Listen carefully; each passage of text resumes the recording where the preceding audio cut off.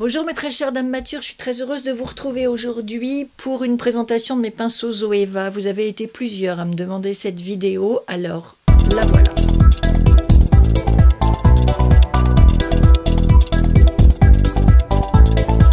J'ai découvert la marque Zoeva il y a 4 ou 5 ans, quand j'ai commencé à regarder de près les youtubeuses beauté. Et j'ai noté que dans les pinceaux, il y avait cette marque Zoeva qui revenait régulièrement. Lisa Eldridge utilise les pinceaux Zoeva, notamment le 110 Face Shape avec lequel elle se maquille et elle maquille souvent ses invités. J'ai commencé à regarder des tutos plus précisément axés sur les pinceaux favoris de mes youtubeuses favorites, à étudier les pinceaux un par un, regarder les formes, les tailles, les prix. Et pourquoi j'ai fait ce travail? Eh bien parce que vous pourrez voir sur le site de Zoeva qu'il y a pas mal de sets de pinceaux qui sont proposés. En fonction du nombre de pinceaux que les sets contiennent, vous recevrez vos pinceaux dans des petites poches comme ça.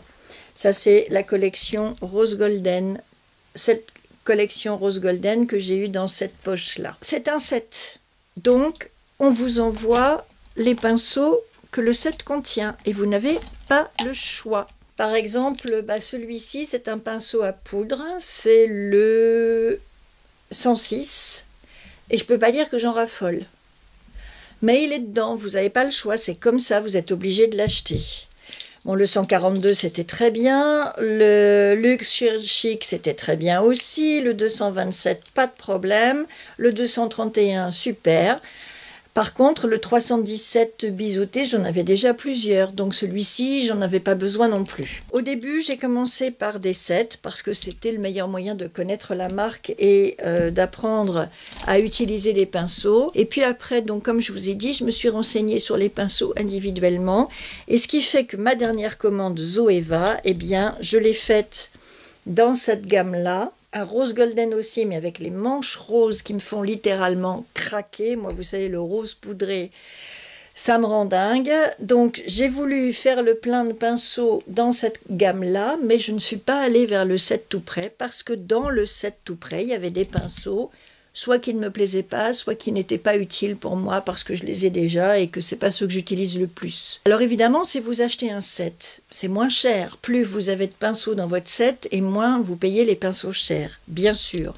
Mais si c'est pour acheter des pinceaux dont vous n'allez pas vous servir ou qui ne vont pas vous plaire, c'est pas très utile. Moi, j'ai fait le calcul que si j'achetais les pinceaux individuellement, de toute façon, ça me revenait moins cher que d'acheter un set tout prêt avec des pinceaux que j'utiliserai pas. Je ne sais pas combien Zoeva propose de pinceaux en tout, mais il y en a évidemment beaucoup et je suis loin de les avoir tous. Moi, j'ai les pinceaux de base, ceux qui peuvent servir au quotidien pour un make-up simple comme pour un make-up travaillé. En fait, j'ai suivi mes make-up artistes préférés, je ne suis pas allée plus loin. Vous connaissez le 102 Silk Finish, je l'ai déjà utilisé. Vous connaissez le 104, évidemment, le Buffer. Donc ça, ce sont deux pinceaux pour le fond de teint. Ensuite, il y a ceux que j'adore littéralement, qui sont les 142 Concealer Buffer. Alors là, je dois en avoir 4 ou 5. Et puis, dans les pinceaux à poudre, vous m'avez vu utiliser le 108 récemment. Vous m'avez vu utiliser souvent le pinceau pour les joues. Celui pour le highlighter que j'ai utilisé pour le bronzer dans ma dernière vidéo, mais j'adore sa forme pointue et filée comme ça au bout. Et puis j'ai également dans ce gobelet les pinceaux pour les yeux. Donc des pinceaux plats, des pinceaux... Tiens, celui-ci, il n'est pas à sa place. Les pinceaux 228, évidemment, les fluffy légèrement pointus. Les 227 sont très bien aussi. Et ainsi de suite. J'ai un pinceau anti-cerne, le 144, qui est très dur, que j'aime pas du tout en fait. Je m'en sers quasiment jamais. Je le trouve trop dur, trop rigide, pas assez souple, pas assez doux. Bon, j'ai plusieurs pinceaux biseautés parce que ceux-là, vous pouvez pas y échapper quand vous achetez un set, ils sont forcément dedans. J'ai un petit fan brush que j'ai eu dans le paquet Opulence, qui est mignon, mais dont je ne me sers pas non plus... plus que ça. Puis, ah oui, celui-là, j'aime bien. Un pinceau pour faire le liner coudé. Alors ceux-là, ils sont sympas. J'ai quelques petits pinceaux boules aussi que je trouve agréables pour travailler en précision quand il faut aller dans le coin interne des yeux. Donc les voilà, c'est le 230 et le 223. Voilà, ces petits pinceaux-là, on s'en sert pas tout le temps. Mais si on veut un make-up un peu travaillé et puis aller dans les petits coins, ils sont pas mal du tout. Et voilà pour l'essentiel. Tu es qui, toi? 226, Smudger. Donc ça, c'est un pinceau pour venir retravailler si vous faites un trait de crayon sur la paupière supérieure. Avec celui-là, vous venez le smudger, c'est-à-dire vous venez l'estomper, le mélanger à l'ombre, au fard à paupières que vous avez mis en dessous. Voilà pour l'essentiel. Bon, bah maintenant que je vous ai fait cette présentation un petit peu longue, désolée, il y a beaucoup de choses à dire. Eh ben, on va commencer le make-up. Il n'y aura rien de mieux pour vous montrer l'utilisation, le rendu, la qualité de ces pinceaux que de s'en servir. Alors, il y a une gamme de pinceaux que je ne vous ai pas montré. C'est les Stippling, c'est le numéro 125. Et alors ceux-là, je les aime beaucoup parce que les Stippling ou les duos fibres sont des pinceaux qui ont deux hauteurs de poils, des courts et des plus longs. Et ça permet d'aller chercher la matière, que ce soit des produits poudreux ou crémeux, vous allez les chercher avec ces pinceaux, ça se répartit bien dans le pinceau, ça se mélange bien dans les fibres, et ça évite l'effet paquet quand vous allez appliquer le produit sur votre visage. Ce que j'ai oublié de vous dire, c'est que tous les pinceaux Zoeva sont véganes, ils sont tous en poils synthétiques. Il n'y a aucune fibre naturelle, que du synthétique. Et moi au début je disais synthétique, eh ben non, en fait c'est très très bien. Ils sont très très doux, très très denses, très efficaces, et le fait que ce soit du synthétique ne change rigoureusement rien au rendu de ces pinceaux, à la qualité du travail qu'ils font et au make-up que vous vous faites. Moi, je suis toujours un peu réticente quand j'entends parler de synthétique, parce que je me dis le synthétique, c'est chimique, c'est pas naturel. Mais en fait, sur ces pinceaux-là, en tout cas, il n'y a aucun souci. Ils sont vraiment dans des fibres de grande qualité. Alors là, ce que je fais, tout en vous parlant, c'est que je vais utiliser ce Soleil Terribly pour un effet de hâle naturel. Et j'ai donc utilisé, parce que je le trouve un petit peu trop orangé, plus orangé que le L'Oréal que j'ai utilisé dans ma dernière vidéo. Donc pour être sûr de ne pas faire trop d'effets paquet matière, je suis venue le chercher sur ma main avec ce pinceau Stippling et je vais l'étaler tout délicatement sur mon visage avec ce pinceau qui donc, avec ses fibres de deux longueurs différentes, filtre en quelque sorte le produit. Et vous voyez que mon pinceau en est plein, mais finalement, ça permet de doser ce qui arrive sur mon visage. Je vais peut-être aller chercher un bandeau. Voilà pour la première couche de produit. Ensuite, j'avais envie de revenir au fond de teint Zoeva et je vais venir le foncer un tout petit peu avec ce NARS. Et évidemment, pour appliquer mon mélange, voici le 104 Buffer. C'est mon chouchou de tous les pinceaux à fond de teint. Regardez, il applique le fond de teint en douceur, il ne fait pas de paquet. Tout est lisse, tout est uniforme. Ça, c'est ce qu'on appelle un kabuki plat. Ils vont partout, c'est à la fois, regardez, quand je l'appuie sur mon visage, c'est à la fois, ou dans mon cou, c'est à la fois dense et souple. Ça va bien partout, ça va dans les plis, dans les creux, partout où vous voulez. C'est ça qui est formidable avec ce pinceau, c'est cette espèce de texture très complète, très dense. On voit bien que les poils sont très serrés les uns contre les autres. Et regardez. Bon, il faut dire que j'ai deux fonds de teint de grande qualité, hein. Le Zoeva pour le brillant, le NARS pour la couvrance. Alors c'est difficile de se vautrer avec des fonds de teint comme ça. Mais quand en plus vous avez un pinceau qui fait tout bien, qui est excellent comme le 104, eh bien, vous êtes absolument certaine de bien réussir à appliquer votre fond de teint, même si vous n'êtes pas une maquilleuse professionnelle. Quand vous avez les bons produits, les bons outils, il faut vraiment être très très maladroit, et Dieu sait que je suis maladroite, j'ai vraiment deux mains gauches. Mais les bons produits et les bons outils, normalement, même avec deux mains gauches, vous ne devez pas vous louper, vous n'avez pas d'excuses, vous êtes obligé de réussir ce que vous faites. Et ben voilà, franchement. Vous m'avez vu faire 10 000 fois le camouflage et l'anti-cerne, c'est le 142 que j'utilise le plus. Bon, évidemment, il y a le 146, mais une fois que je m'en suis servi, il faut que je le lave et que j'attende qu'il sèche. C'est pour ça que j'ai plusieurs versions du même pinceau. Je pense que 2 minimum, c'est bien, parce que quand vous êtes folle d'un pinceau et que vous avez envie de l'utiliser souvent, eh bien, le temps que vous laviez celui qui a servi, vous en avez un autre pour le remplacer. Et vous pouvez faire un roulement entre un propre, un sale, un propre, un sale. Je ne vous recommande pas trop de réutiliser trop souvent vos pinceaux. C'est vrai que c'est une corvée, le nettoyage des pinceaux, mais néanmoins, c'est une question d'hygiène. Ce sont quand même des petits nids à bactéries.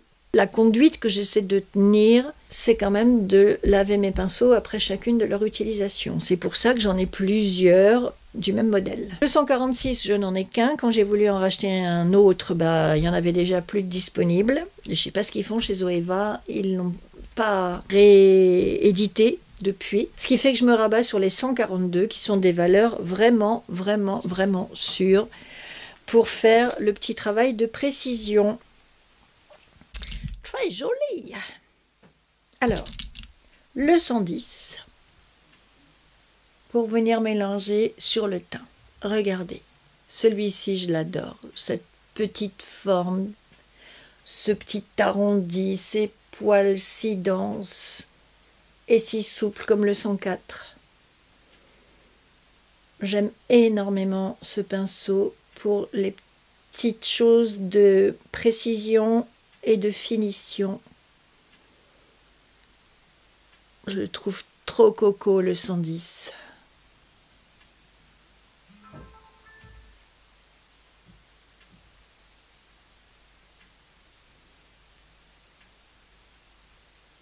Sur les petites taches, là, vous pouvez sortir le 142 qui va être plus précis. Je vais revenir avec mon 110. Et le 142 pour travailler sur les cernes et les paupières.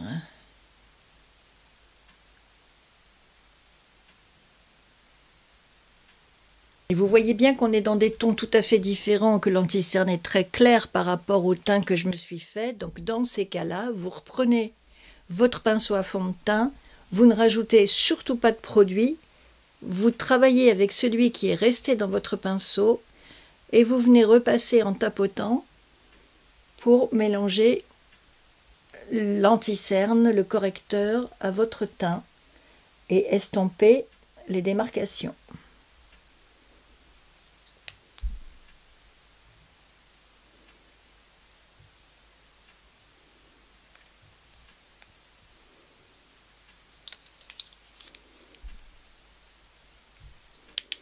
Ici, autour de ma tache que j'ai corrigée, je viens retapoter et voilà, un petit peu mes retouches là,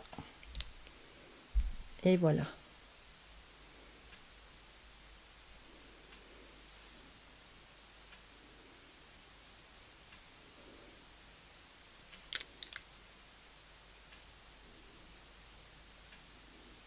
Ce que vous pouvez faire aussi, c'est reprendre votre stippling, qui est bien sec maintenant, et venir estomper. Si vous trouvez que vous avez trop de produit sur le visage, vous venez l'estomper avec votre stippling, il va récupérer ce que vous avez en trop sur le visage. Vous pouvez aussi faire ça avec un pinceau propre. Pour appliquer l'enlumineur crème, je trouve que le 110 est idéal.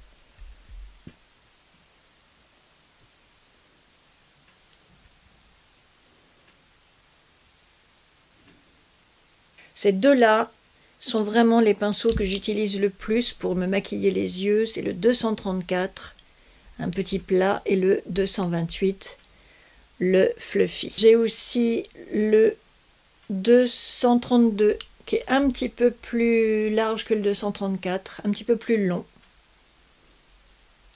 Voyez-vous la différence de poil? Mais franchement, moi, le 234, je l'aime énormément. Et dans les fluffy, ceux que j'aime beaucoup aussi, ce sont les 227. Alors, la différence, c'est que le 228 a un bout effilé et que le 237 est plus plat. Pour venir travailler dans le creux de paupière tout en étalant bien votre poudre, le 227 est superbe. Et le 228, c'est celui qui va venir travailler vos ombres pour bien tout mélanger, tout fondre encore une fois pour qu'il n'y ait pas de démarcation entre vos différents fards à paupières.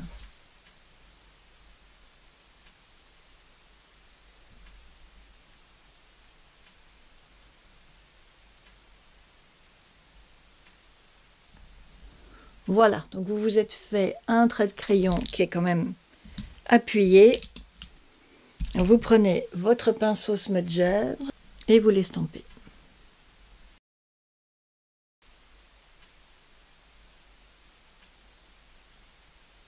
Voilà.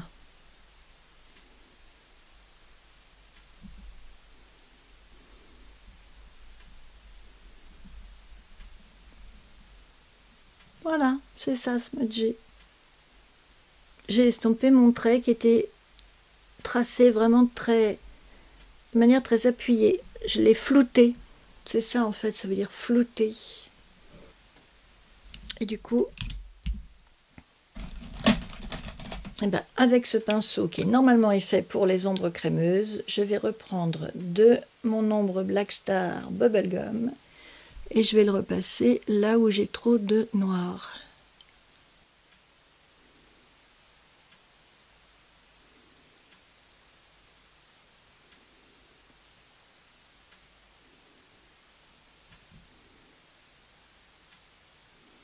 On va poudrer tout ça maintenant. Je vous ai dit que ces pinceaux-là, j'en étais pas fan. Je pourrais peut-être en essayer un pour voir. Pour la poudre, ce que je préfère, c'est quand même ceux-là, les plats. Les 108, donc vous les voyez de profil. Alors 108 et puis son petit frère, c'est le 111, petit face finish. Et ça, c'est face finish. Donc vous voyez, ils sont serrés à la racine, un petit peu évasés ici, et à nouveau pointu au bout. Et je trouve que c'est une forme vraiment intéressante pour venir poudrer dans les petits coins où vous devez aller. Allez, je vais quand même essayer un 106. Bon, ils sont bien, il n'y a rien à dire. Mais je sais pas, il y a quelque chose qui me gêne dans leur forme. Je les trouve trop gros en fait. Avec Lisa Eldridge, j'ai appris à utiliser la poudre avec des petits pinceaux.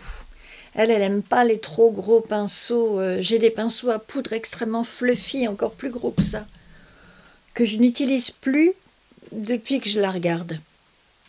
Parce qu'elle, qui est toujours tout en précision, en finesse, elle préfère aussi appliquer sa poudre par petites touches et non pas au rouleau, quoi. C'est pour ça, je pense que je ne vais pas vers ces pinceaux d'ordinaire.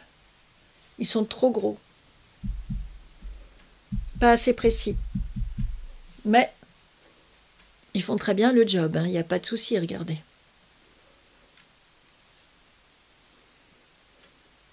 Sauf que c'est pas assez précis, en fait, voilà, c'est ça. C'est pour ça que je n'y vais pas.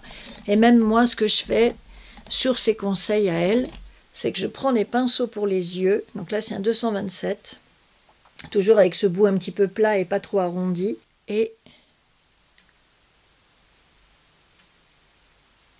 pour venir lisser le dessous des yeux, je trouve que c'est la meilleure formule. Un pinceau, en fait, pour les yeux. qui est transformé en pinceau à poudre.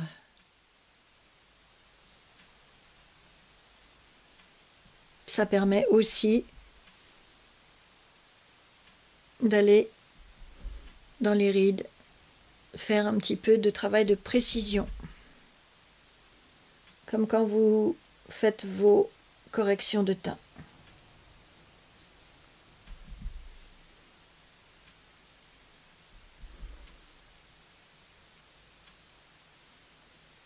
Partout où j'ai mis du correcteur, je repasse avec ce petit pinceau plus précis, plus fin,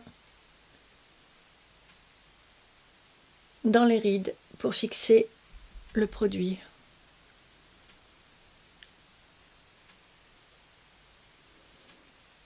Ça vient d'arriver. Blush Hourglass. Regardez cette petite merveille. J'adore ce rose tellement pâle, tellement doux. Et je pense que ça, sur une peau bronzée, ça va être vachement bien. Donc pour ça, je viens prendre mon 126 Look Chic Finish. Rose golden, petit manche rose, craquant. Je viens prélever le blush, très très pâle, hein. J'adore, j'adore. Regardez ça. Oh là là là là là là. Oh, ah oui, c'est joli, ce rose pâle et brillant, j'adore. Ah ouais, sur un teint bronzé, c'est vachement bien. Regardez, regardez. Alors, ce que je vais faire, justement, pour vous faire la petite démonstration du 228, je vais en prendre. Alors, je viens raviver tout ça et relever mes paupières tombantes avec mon blush que j'utilise comme ombre à paupières. On a parfaitement le droit de faire ça, surtout l'été. Quand on veut faire un maquillage vite fait, bien fait, sans s'encombrer de 36 produits. Est-ce que ça marche mon affaire? Est-ce que ça fesse un peu moins? On va voir. Et ce que vous pouvez faire aussi avec ça et un pinceau plat genre 234, c'est venir prendre du rose et avec le bout du pinceau, vous allez tracer un trait sous votre noir qui est devenu gris à force de l'estomper.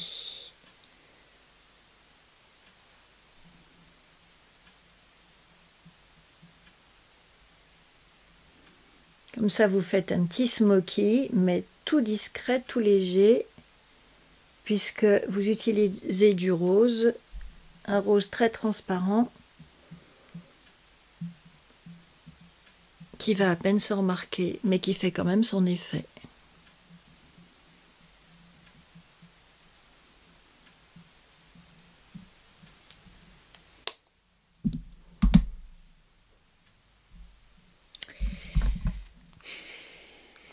Bah oui, j'ai changé de blush, mais pour venir redéfinir un petit peu le visage, forcément je vais aller dans cette poudre by Terry. Alors je reprends le même pinceau que celui de mon blush, hein, parce que je vais aller dans les mêmes zones.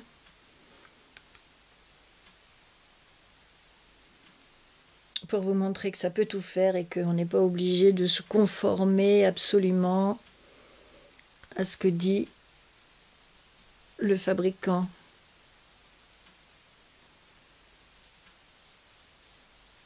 Voilà. L'ovale et le menton, comme toujours.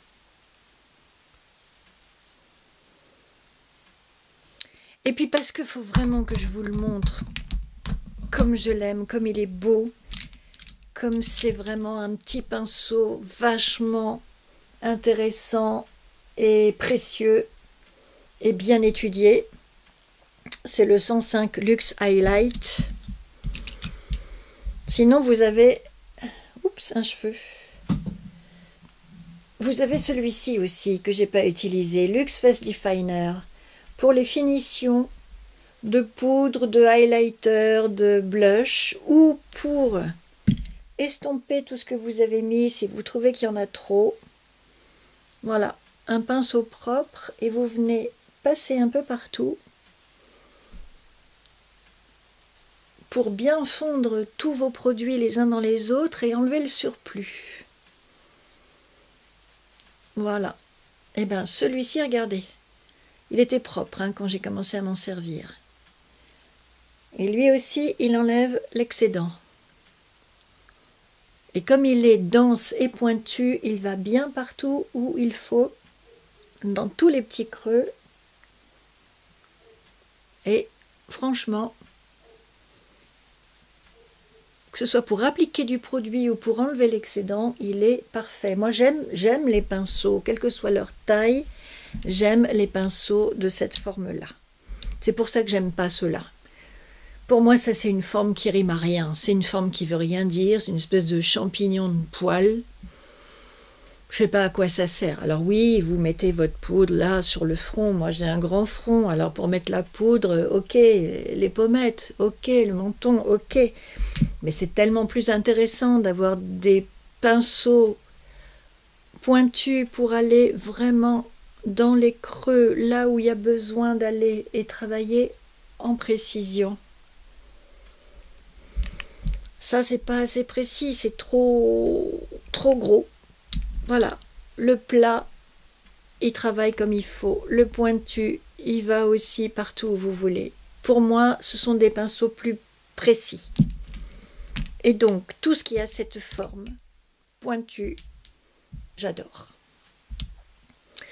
Le 105, il va me servir à appliquer un... Je ne sais pas pourquoi je le secoue comme ça, comme une malade, le pauvre garçon. Le 105, il va me servir à appliquer mon highlighter, mais je n'en ai pas sur moi, il faut que j'aille en chercher un. Une autre palette Hourglass que j'aime bien, avec cet highlighter tout blanc. Donc j'en prends avec mon 105. Blanc sur blanc, c'est pratique, vous ne voyez pas ce que vous faites. Et je viens en rajouter un petit peu là.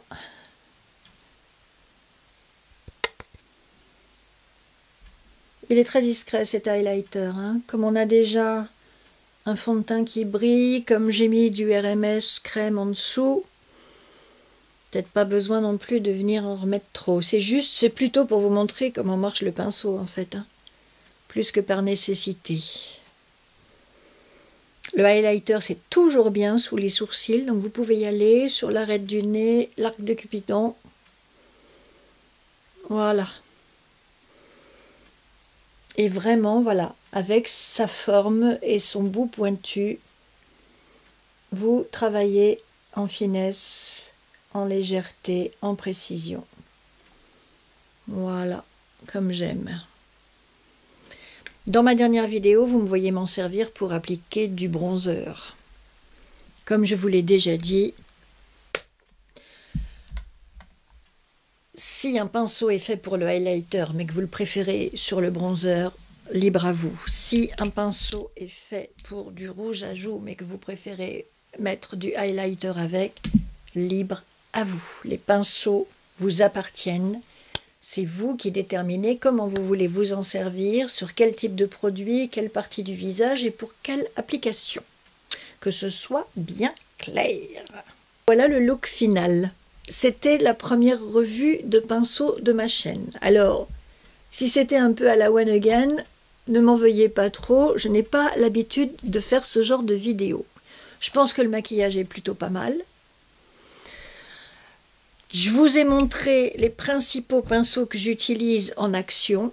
Donc si on récapitule, mais vraiment mes chouchous de chez Chouchou, ceux que j'utilise tout le temps, que j'aime d'amour.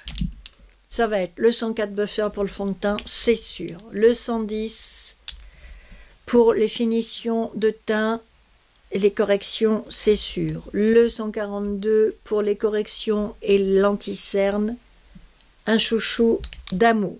Le stippling pour le premier produit by Terry, éviter que ça fasse trop de paquets et appliquer uniformément, j'adore. Voilà, ça excellent pour les finitions et notamment si vous voulez enlever l'excédent de matière. Ces petits pinceaux plats pour l'ombre à paupières poudre, je les adore. Ils sont vraiment très très bien. Après, vous utilisez un fluffy et vous venez mélanger vos couleurs et vos ombres. Impeccable.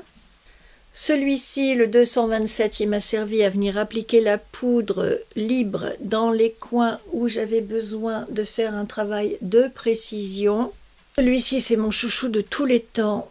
J'adore sa forme pointue. Donc pour le highlighter et le bronzer, je me suis bien demandé comment j'allais m'en sortir de ce tuto, parce que c'est pas évident, j'en ai tellement. Il y a tellement de choses à dire. Bon, vous avez compris, pour l'essentiel. Les pinceaux Zoeva sont excellents. Voilà. La bonne formule, c'est le kit pour démarrer, parce que vous avez tous les basiques. Les kits sont quand même plutôt bien faits, plutôt complets, et vous avez de quoi démarrer. Et puis au fur et à mesure que vous allez peaufiner vos connaissances de la marque, vous irez ensuite cibler précisément le pinceau qui va venir vraiment vous convenir et celui dont vous ne pourrez plus vous passer. Voilà, j'espère que cette vidéo vous a plu et intéressé. J'espère que c'était pas trop dans tous les sens et que vous aurez appris des choses et que vous connaîtrez un petit peu mieux les pinceaux maintenant. Et je vais vous souhaiter une bonne fin de journée, vous remercier pour ce moment que vous avez passé avec moi. Si cette vidéo vous a plu, comme d'habitude, des likes. Si vous n'êtes pas abonné à ma chaîne, ça se passe juste en dessous, ça me fait grand plaisir. Et je vous dis à la prochaine. Bye, Mesdames Matures.